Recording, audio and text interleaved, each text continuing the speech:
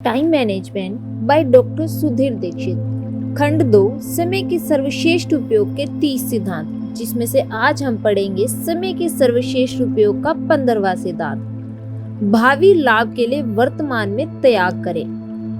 समय के मामले में हम सभी के पास विकल्प होते हैं। हम चाहें तो उसका दुरुपयोग कर सकते हैं, हम चाहें तो इसका सदुपयोग कर सकते हैं। हम चाहें तो वर्तमान पल को मौज मस्ती में बर्बाद कर सकते हैं।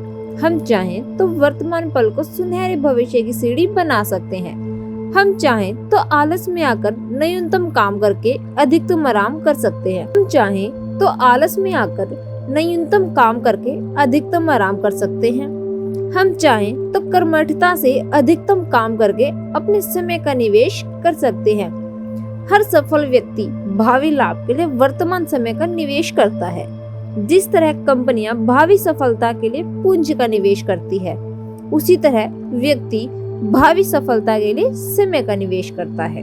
एक विद्यार्थी परीक्षा करीब आने पर भी घंटों तक टीवी देखता रहता है। दूसरा विद्यार्थी यह सोचता है कि इस समय पढ़ने से परीक्षा में ज्यादा अच्छे ग्रेड मिलेंगे, इसीलिए वह टीवी न देखकर पढ़ाई में जुट जाता है। कॉलेज का एक विद्यार्थी क्लास से गोता मारकर लड़कियों से गप्पे लड़ाता रहता है।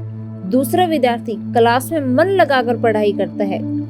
एक कर्मचारी ऑफिस के महत्वपूर्ण प्रोजेक्ट पर काम करने की बजाय गपशप करता रहता है। दूसरा कर्मचारी करियर में तरक्की को ध्यान में रखते हुए महत्वपूर्ण प्रोजेक्ट को फटाफट पूरा कर देता है। एक सेल्समैन सुबह उठकर टीवी देखने लगता है। दूसरा सेल्समैन सुबह उठकर संभावित ग्राहकों से फोन पर अपॉइंटमेंट्स लेता है। अब आप ही बताइए कि इन उदाहरणों में से ज्यादा अच्छा भविष्य किसका होगा, पहले व्यक्ति का या फिर दूसरे व्यक्ति का? निर्विवाद रूप से दूसरे व्यक्ति का भविष्य ज्यादा अच्छा होगा। कारण स्पष्ट है, हर उदाहरण में पहला व्यक्ति क्षणिक सुख में उलझकर अपना समय बर्बाद कर रहा है, जबकि दूसरा व्यक्ति भावी सफलता के लिए क्षणिक सुख का त्याग कर रहा है। इसीलिए समय के सर्वश्रेष्ठ उपयोग का 15वां सिद्धांत है, भावी लाभ के लिए वर्तमान में त्याग करें। इसका एक उदाहरण देखें। एक जापानी कंपनी कैलिफोर्निया ने योसेमाइट नेशनल पार्क का प्रबंधन संभालना चाहती थी। अमेरिका वालों ने उस कंपनी से बिजनेस प्लान पेश करने को कहा। उन्हें उम्मीद थी कि वे 1-2 साल का बिजनेस प्लान पेश करेंगे, लेकिन जब जापानी कंपनी ने 250 साल का बिजनेस प्लान पेश किया तो अमेरिका वालों के होश उड़ गए।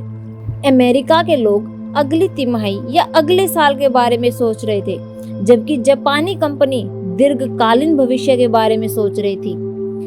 दरअसल हम सभी के पास एक दिन में 24 घंटे का समय होता है। मुकेश अंबानी के पास भी और छगन लाल के पास भी। अहम सवाल तो यह है कि आप उस समय में क्या करने का विकल्प चुनते हैं।